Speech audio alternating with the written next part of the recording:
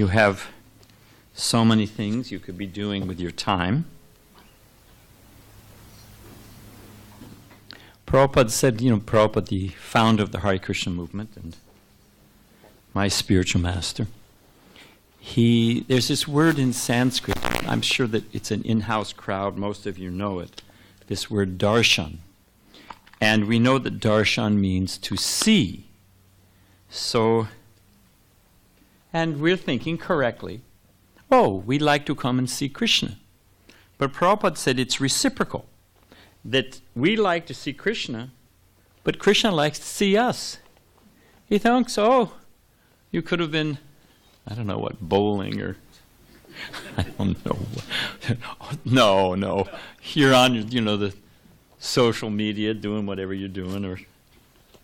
But you said, no, I'm going to go see Krishna. And he appreciates that. Krishna's not a dull stone, Prabhupada said. And that's one of the things we're going to talk about today. At least that's the intent.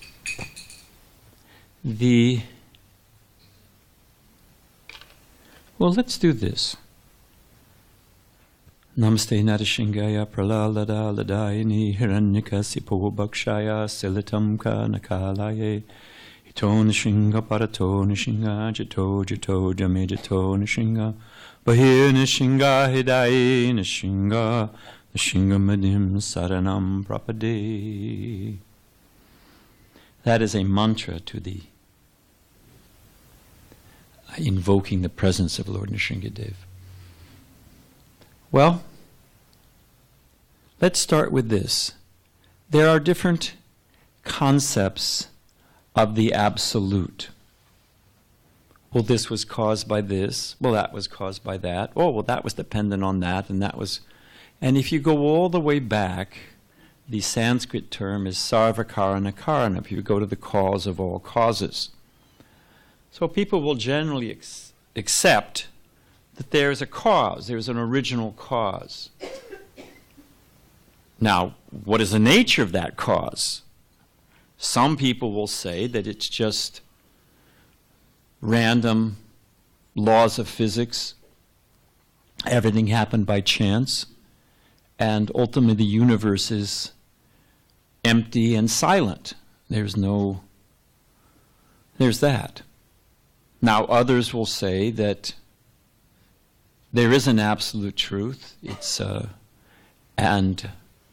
it's a light, a blinding, all-present. I've found my home in Om. It's the blinding white light of truth, formless, unknowable, cannot be put into words. So that's one impersonal concept. Then there's personal concepts. We have some that, for I am a wrathful and vengeful God, and it's more or less like Lincoln Memorial sitting on a throne, and as the early Christian, they would say that we feel our creatureliness. And by that they meant that we feel very small and God is very big and distant. So there's all different concepts. And we have our Vaishnav, our view of things. And let us examine for a moment which has greater explanatory power. Put in simple words, what makes the most sense? Now, if we accept Aham Sarvasya Pravaho, Krishna says, I am the cause of all things, Janma Dasa Yataha, the absolute is that from which everything emanates. Om Purnam Ada Purnamidam, that the absolute is the supreme whole, is complete, Purnam, whole. Then what does that actually mean? Well, I'll give you an example. If I have a set of numbers, oh my gosh, algebra. It'll be short and painless, don't worry. But if I have a set of numbers, and I have a subset of those numbers, can I have anything in the subset that's not in the original set? We got a yes. Good thing we're not grading. Although I imagine in a spiritual way you could make that argument. But no, you can't. Like if I take a drop of water from the ocean, anything I find in the drop, so much sodium, so much this, so much that, it's also in the ocean. You can't have anything that's not in the original, that's in a byproduct or a subset of that. Now, here we are, you can say that we're part and parcel of the Absolute, like the sun and sunlight.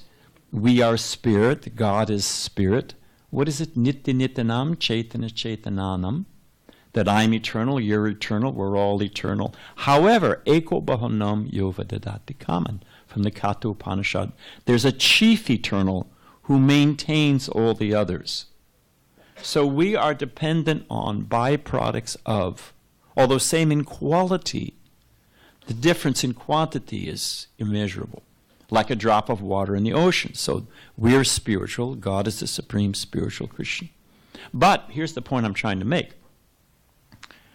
We have personalities, we have activity, we have relationship. In fact, that's the very definition of personhood.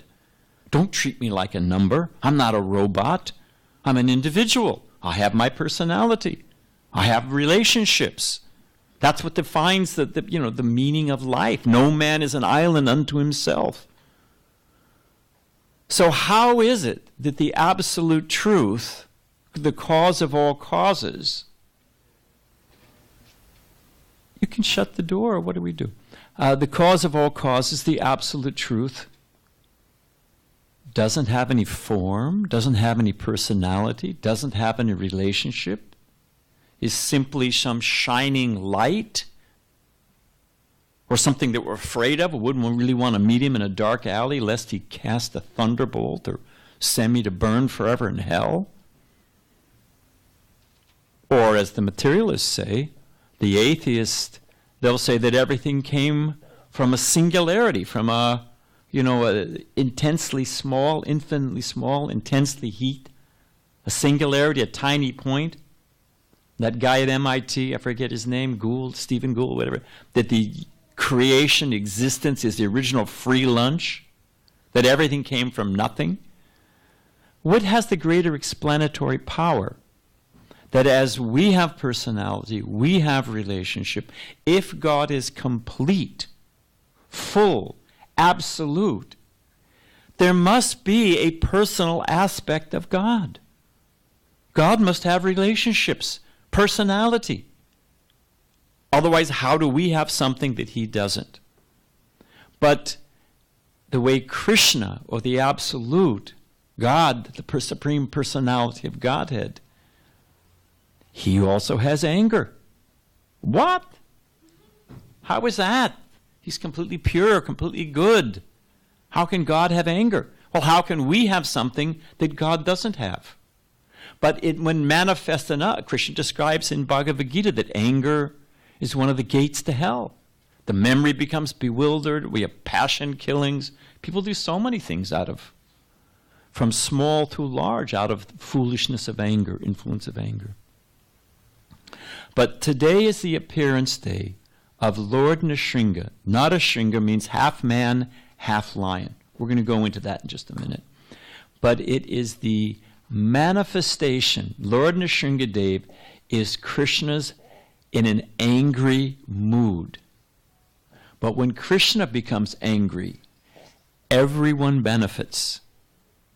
And we'll just go in, we don't have that much time, but we'll go into it a little bit. But it is an event, a pastime, a leela.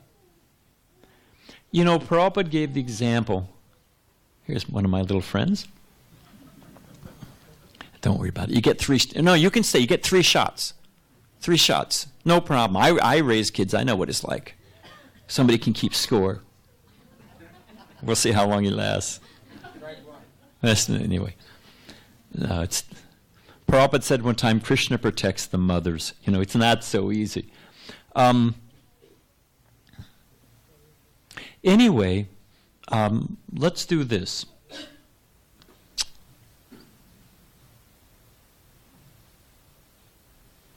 Because I'm thinking of the time.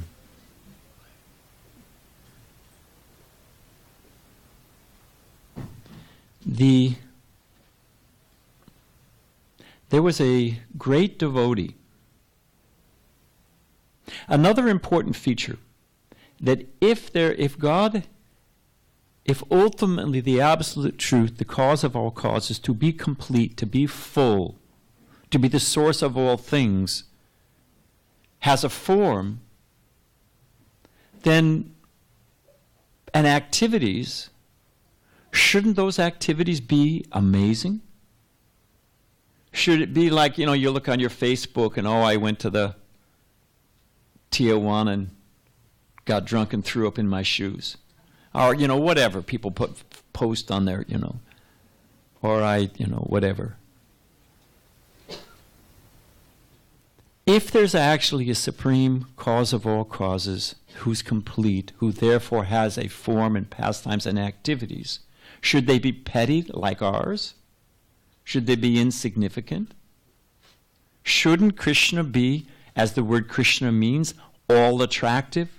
If God is the source of all beauty, then can he be an old man with a beard?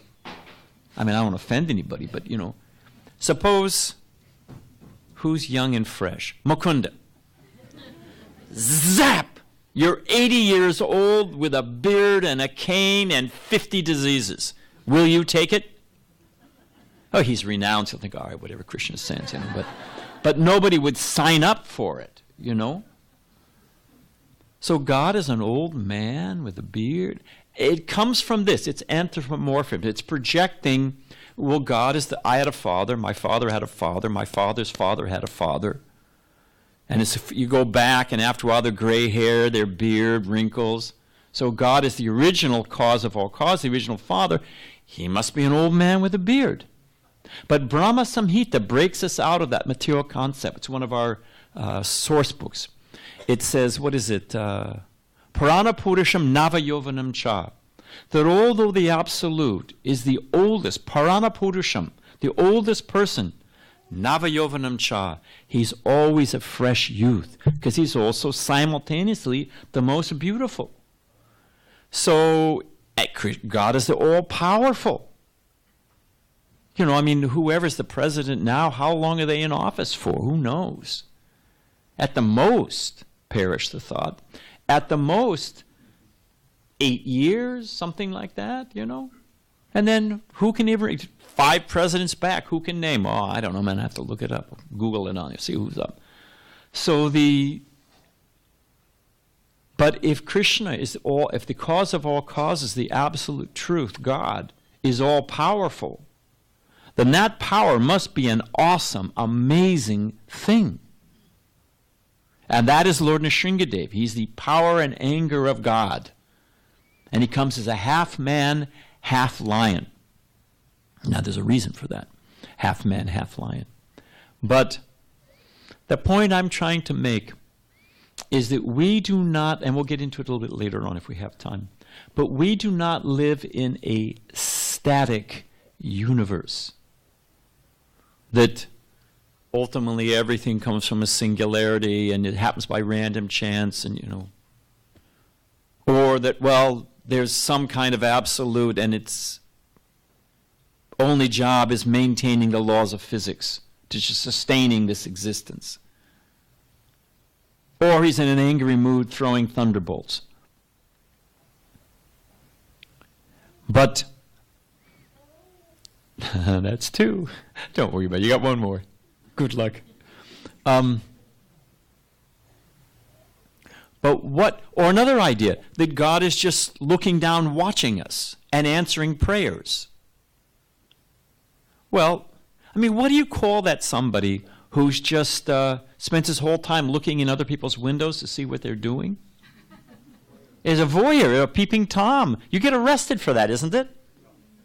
What do you call somebody who just stays all by themselves, doesn't relate with anybody, doesn't, they're a wallflower. You say, get a life. Get a life. So the absolute truth, the cause of all causes, of all of our personalities, all our relationships, he's simply sitting in the clouds watching. Like, anybody here ever have an aquarium or an ant farm? I mean, how long did it keep you focused? After a while you think, God, get out of the house, do something. Just don't watch other people doing things. So, yes, God is the maintainer of the universe. He's the maintainer of the laws of physics, although he can convert and act independently of them as he likes. But that the supreme absolute truth doesn't have any activities, or simply his only business is like a great Amazon in the sky. We just send a prayer and God is the ultimate ATM that sends it back to us, hopefully, He has his own pastimes, his own activities, and they should be profoundly amazing. So that is Lord Nrsimha. Now, why can't Krishna come here? Why can't God come? Sometimes, Prabhupada's example, the governor will go to the prison house. I mean, sometimes they don't go voluntarily. Sometimes they're caught embezzling, or whatever it may be. But as a general principle, the governor or the president can go to a prison house, and he doesn't become a prisoner. Rather, he can commute the sentence of a prisoner. He can, what amnesty, or what do they call it? Whatever it is called. It's called amnesty? Commute? Pardon? Yeah, pardon. There you go. So even though he's in the prison, he's not controlled by the laws of the prison. Rather, he can free those who are in prison. So Krishna can come here. Why not? If God is all-powerful, but he can't do that. He can't have a form. He can't have past habits. He can't have relationships. He can't come to this world. He can't interface with us.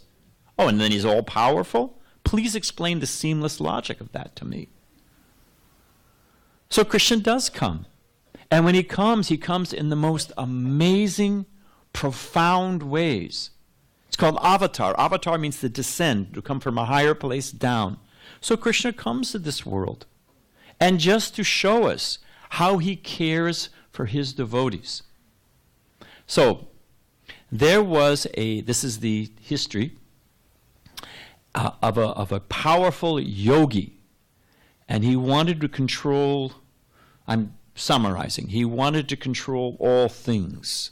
He wanted to be the king of all kings. Everybody wants to get to the top of the pile, whatever they may be. Well, I'm the chairman of my department, or I'm the, whatever it is. Whatever it is. We all want to get to the top and lord it over others. So his name was Hiranyakasipu. And the name is indicative of the materialistic mentality that's lurking in everyone's heart. Hiranya means gold, and Kasipu means soft bed. His interests were how to accumulate as much as possible. More, more, more. It's never enough. So how to obtain the most?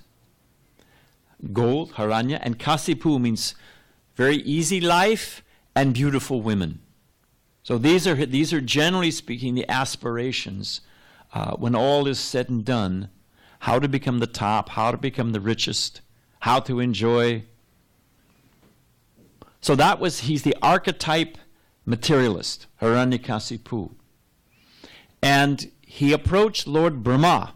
Brahma is the first living entity. He's in charge of he's the creator of this universe. He's like the architect of this particular, there's unlimited Brahmas, unlimited universe. He's in charge of this one.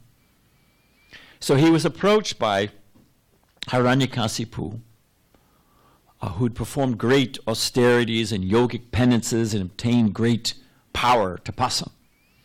So he said, I want to become deathless, which ultimately everyone wants to do. I mean, what's the fun if you got to drop dead? Here today, gone tomorrow. Well, there it is, I saw a bumper sticker, the one who dies with the most toys wins. I was thinking, well, hang on a minute. The one with the most toys still dies. And he doesn't take the toys with him. He can't take a fig with him. He can't take it. The toys go somewhere else, and who knows where he goes. So, how to become deathless? Lord Brahma replied that even though I live, and he hasn't, you can't even calculate the length of Lord Brahma's existence. But he says, even I have to die. I can't give you what I don't have. So Hiranyakasipu, being clever, the original contract attorney, he said, well, I don't want to die in the daytime or night. I don't want to die in the land, the air, or the sea. I don't want to be killed by anything living or anything dead. I don't want to be killed at the daytime or nighttime. It goes on and on like this. I forget every kind of, talk about the ultimate clause and condition and subtext and codicil. He had the whole thing worked out. Just like everyone's thinking, well, by advancement of medicine or by advancement, and, I got a pacemaker, frankly. So, we're not anti-medicine. Don't get us wrong. But when it claims it's going to solve all the problems of life and make you deathless, many hospitals, frankly, are breeding grounds of brand new types of bacteria. Bubonic plague is only one, the Black Plague is coming back in renamed, reformed, but it's coming right back at us. There's only one antibiotic that's standing between us and Black Plague. That's probably the only thing you're going to remember. But so what? Google it. The great oracle of truth. But the point I'm trying to make is that ultimately, again, I don't want to run out of time, but there was he was a life extension microbiologist up at UCSD. And his field was life extension. And, by eating right, breathing right, exercising, taking all kinds of far out stuff, he was going to live, till 120, till 140. And at 50 years old, he had the heart rate of a 35-year-old. He was out, it's a true story. He was out jogging, one morning, happened to jog past the women's volleyball team that were... Something's happening. Somebody's radioactive over there. Anyway, jogging past the women's volleyball team. He was right there on that Torrey Pines Drive or whatever it is, got distracted, stepped out in traffic, hit by a bus and killed. It's a true story. So much for life extension. The best laid plans of mice and men do oft go astray. But still, everyone's aspiring for it, but Hiranyakasipu actually had a shot at it. He made all these conditions. Won't be killed by any man or any beast. So Krishna came. Krishna says in Bhagavad Gita, of gamblers I am the cheat. We cannot outfox Krishna. Like a balloon, you squeeze one in and it goes up the other, squeeze, you can't. It's going to do what it's going to do. You can't ultimately change it. The laws of this world, birth, death, disease, old age, we are all subject to those. We may be able to modify, well, we're not dying of this disease. Now we'll get, extreme cancers. Well, okay, we're going to solve bubonic plague is going to come back, whatever it is. But birth, death, old age, and disease. These are the real problems in life. An old friend of mine, Sadaputa Prabhu, told me a joke. Double PhD, Cornell University, smartest guy I ever met, materially. And spiritually, he was a very nice devotee. So the point is that we're thinking, well, birth, death, old age, and disease, that's just life, and we'll try to modify. But I'm really not going to deal with that. Let me deal with the issues over here. How to fill my belly, how to get a nice girlfriend, how to Botox and get rid of my wrinkles, or whatever it is. Let me deal with that. Let me try to push back birth, death, old age, and disease. So Sadaputa told me a joke. A man comes home one night, and he pulls into his driveway, and he notices his neighbor is out by the street under the street light on all fours searching for something. So being a good neighbor, good Samaritan, he goes over to his neighbor and asks him, what are you looking for? When he encounters his neighbor, he realizes his neighbor is completely drunk. Drunk as a skunk, pickled to the gills, roaming around. So the neighbor, the friend says, what happened? The drunk neighbor says, I was trying to open my door to my house and I dropped my key. The neighbor says, well, your door is up there. That's where you dropped the key. Why are you searching over here under the street light? The drunk man said, this is where the light is. In other words, he's looking over. So we're dealing with, we think, this is all we can solve. You can't solve birth, death, old age, and disease. We're just a material body. We live in. What if that's not true? What if our actual purpose in life is something else? What if there actually is a way to escape all these things? What if there is another dimension free from birth, death, old age, and disease? And what if that's our actual business? Instead of roaming around trying to solve petty problems that are never solved, what if we focused on what we actually can resolve? We actually can become free from birth, death, old age, and disease. That's by obtaining the kingdom of God. So, although he had all the plans in place, Hiranyakasipu, our materialist, the archetype materialist, you can't break and defeat and overcome the laws of nature. I forget who said it, but you cannot take the kingdom of God by storm. If I'm glued to this, again, because of the time. So, one of the conditions, one of the clauses in Hiranyakasipu's contract to avoid old age and death, he wouldn't be killed at daytime or nighttime. Anybody know when Lord Nrsimha appeared? Dusk. Is it day or is it night? I won't be killed on land, air, sea, so many different things. Sounds pretty good to me. Where was he killed? On the lap of Lord Nrsimhadev. The Lord's lap, it's Brahman, it's completely spiritual. It's not earth or fire, water, air, ether. He said, I won't be killed inside or outside. That's a pretty good one. What's the answer to that? He was killed on the doorstep. Is it inside? Is it out? And it goes on and on like this. And I won't be killed by anything living or dead. He was killed by the lion-like nails of Lord Nrsimhadev. Are your nails living or dead?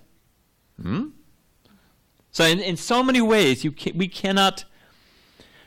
Prabhupada was here, and the last one, just to make the point, I won't be killed by any man or by any beast. So what does Narasimha mean? He appeared half man, half lion.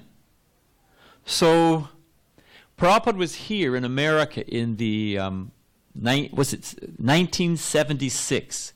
The bicentennial of Americans' independence. And everywhere it was, declaring independence. Prabhupada said, who's independent? Anyone here independent of time, old age, disease, death? We can't even hold your breath. How long is the longest you can hold? Those free-breathing divers? 6 minutes? 8 minutes? Google it when you get home. At the most, I think it's 8 minutes. So we can't even live without air. Prabhupada said they should declare the declaration of dependence, not the declaration of independence. We hold these truths to be self-evident, whatever it is. When in the course of human events, I forget how it starts, but whatever it is. No one's independent. Rather, the recognition that we're dependent. But what is the nature of that dependency? That is I guess we'll say that now. Let's do just first a little compare and contrast. Lord Hiranyakasipu, this evil king who conquered the whole universe, subjugated everyone, had what he thought was a foolproof contract to make him deathless, and completely challenged in every way the order of the universe. He had a small boy, son. How old was Prahlad? 5 or 6 years old? 5 years old. 5-year-old boy, Prahlad. Do we have any 5-year-olds? Do we have an Exhibit A here in the room? I don't know if we have a 5-year-old. Okay. Anyway, you got the idea. Talk about truth to power. You know, the bravery of speaking truth to power. So little 5-year-old Prahlad,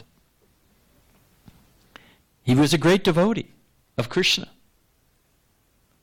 And it so angered his father, Hiranyakasipu, that he could not control or rule over his little son, that he tried to kill him in so many different ways, and Krishna saved him. But this is a theme, declaration of dependence. What is it? Hiranyakasipu was so powerful, he controlled the whole universe. And he was always in anxiety and fear. Although he had all reason to feel secure, actually he was insecure, full of anxiety. And little Prahlad, an innocent boy, 5 years old, completely fearless. Why? Prabhupada was in a zoo one time, in the Calcutta Zoo, and he saw a small boy, I don't know the age, but a small boy, and he was holding the hand of his father. And the tiger was roaring, big Bengal tiger. You ever seen a Bengal tiger? Not up close, I hope. You know, but they are their hand, with one swipe, they can just knock your head right off. It is a massive beast. They can swim. They're amazing animals. So this 5-year-old little boy, a little snack item for a Bengal tiger. And the tiger was roaring. Of course, he was in his cage, but the tiger was roaring, and the little boy was holding the hand of his father and roaring back. He was fearless. And Prabhupada said, why? Because he's confident in his father. Of course, it's a material miscalculation. The tiger gets out, that's another story. But still, in the little boy's mind, I have my father here, so I'm fearless. I was sitting in the room one time, Prabhupada was giving a talk. Prabhupada says, you think you're sitting on the floor? I'm sitting in the hand of Krishna. So for someone who knows that, we don't live in a dead, sterile, cold universe. God is not just a blinding light. Everything didn't come from nothing, his original free lunch. The universe is not static. Rather, it is ecstatic. The Supreme Lord, he loves his devotees. One of the names for Krishna, there's so many names of Krishna. One of them is Bhaktavatsal. He's leaning favorably towards his devotees. Krishna says in the Gita, Yeyatam mam prapadyante, which means you take one step to me, I'll take 10 to as you surrender, I reveal myself. Krishna says, it's a relationship. As you surrender, I reveal myself. Someone said to Prabhupada, can you see God? Prabhupada said, that's not the question. The question is, why can't you see God? That's the question you should be asking. If you have the eyes to see, just like if you get a speck or cataract, you can't see anything. It's not that the thing isn't there, it's that your eye is defective. You get the sand out of your eye, you remove the cataract, everything is there. So Krishna's there, God is there, but you have to have the eyes to see. And it's a very sweet relationship. Yeyatamam prapadyante, as we surrender, Krishna reveals himself. Prabhupada told me personally, it's not a 1-to-1 ratio. You know, you take a step, Krishna take it. No. Prabhupada said it's a 10-to-1. What's that, 1,000%? 10-to-1? That's a pretty good investment if you ask me. You take one step to Krishna, Krishna will take 10 to you. So, because of the time factor, it is a theme found throughout the teachings of our great sages and Krishna's pastimes, that he protects his devotees. Can anyone think of a few examples? We have the Pandavas. You can shut this door just for a minute, because we're almost done. Just shut the door for a minute, because it's going to get louder and louder out there, and I want your concentration. There you go. Shut the door. Door shut. It's not a complicated construct. Thank you. So, you have the Kuru family ruling the whole universe, a whole planet, incredibly powerful. And you have the Pandavas, 5 Pandavas, yet they were successful. They were protected. You have Devarsa Muni, who was one of the most powerful yogis in the universe, picked a fight with Ambarish. Ambarish Maharaj was a simple king. He didn't have any mystic power. Krishna completely saved him, so much so that Devarsa Muni had to come and beg at the feet of Devarsa. Of Ambarish, beg at the feet of Ambarish. You have Draupadi. I mean, it's an in-house, so I'm assuming you know most of these. Draupadi. They're stripping her bare. She's trying to hold on to her sari, and powerful, who was it? Dushashan is trying to, good boy. He's trying to pull, the sari. Finally, she says, what can I do with my own strength? She just said, Krishna, please save me. Krishna gave her an unlimited sari. He pulled and pulled and pulled. What could she do? But she surrendered to Krishna. So there's so many Hanuman and Ravana. Hanuman was, we could say, although he was profoundly sophisticated in devotion, he's a monkey, forest dweller. Ravana was expert of all different shastras and different mystic weapons. Hanuman and the monkeys are throwing rocks, trees, whatever they get their hands on, Yet they were completely victorious. So here you have little Prahlad, 5-year-old boy. But what was his qualification? He was completely surrendered to Krishna, and Krishna gave him protection at every moment. So this world, I saw a bumper sticker. It said that, if you're not paranoid, you haven't been paying attention. You ever seen that one? This world is a dangerous place. I mean, I'm sorry, but it's a dangerous place. I'm sorry to break the news to you. It's a dangerous place. It's temporary. It's full of misery. Sure, there's some happiness, but here today, gone tomorrow. We're not in the desert. You can get a drop of water. You find a date or two, a date palm. Okay, fine, great. But it doesn't get you out of the desert. So for curing a disease, what is the first thing that's necessary before you get to good medicine and all that stuff? You need a good diagnosis. So if you want to solve the problems of life, and they are solvable, they're meant to be solved. That's what makes us different than animals. We don't just tolerate. Dogs, hogs, camels, asses, they tolerate. Human being is meant to think, wait a minute, is there a way out of this thing? So,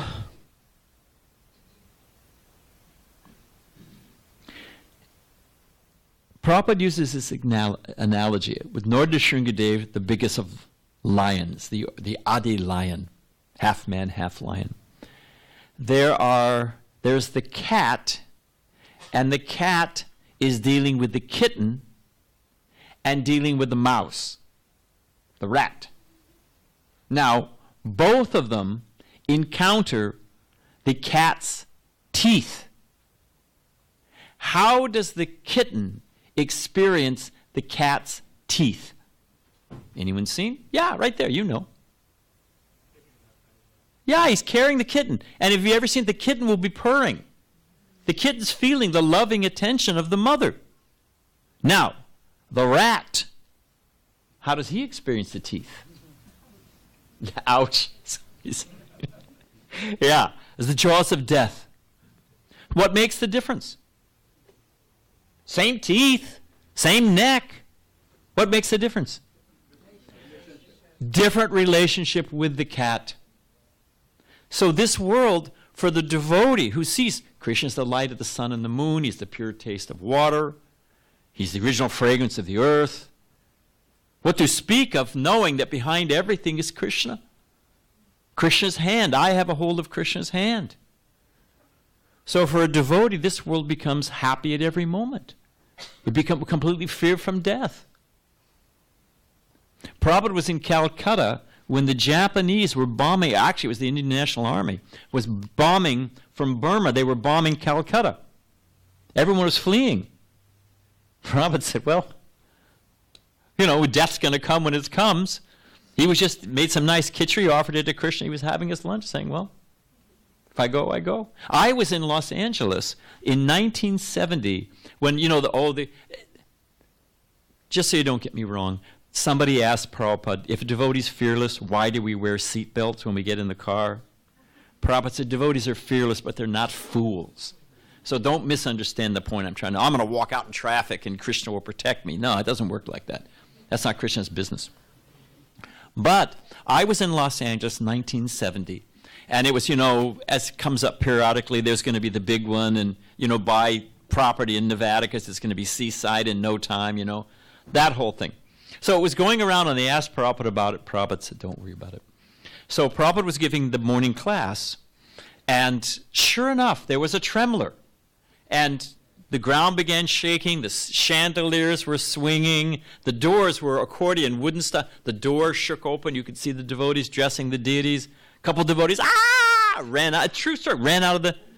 Prabhupada looked up from the Bhagavatam, looked up the chandeliers, went right back on. He was, and we all thought, hey, if we're going to go, why not go in the temple with Krishna and with Prabhupada? So a devotee, not that we're foolish, but a devotee becomes fearless, free from anxiety. That is the one of the takeaways from this pastime of Lord Nrsimhadev, that Krishna is real, he protects his devotees, and our business is how to develop that relationship with Krishna, how to develop a loving relationship with Krishna, how to remove the speck from the eye, the cataract from the eye, because Krishna is there. Okay, we are a few minutes over, so I guess we should end there. Yeah? Our pujaris ready? We're ready to go? Yes. Thank you for... So please, today is a day... It is like, when they have a sale, everything's a discount, everything must go, 10%. These auspicious days are like that. They are special channels, canals that open up in the cosmos, and the mercy of Krishna comes down. So what should we ask for? The lottery numbers? Free me from my arthritis? Why not ask for... And we will end here, I promise. There was a man who was blind, poverty-stricken, and no children. Okay? Blind, poverty-stricken, no children. And he was given one wish, and you can't wish for unlimited wishes. Nice try. So one wish. What did he wish for? He wished to see his children from the roof of his palace. One wish accomplished everything.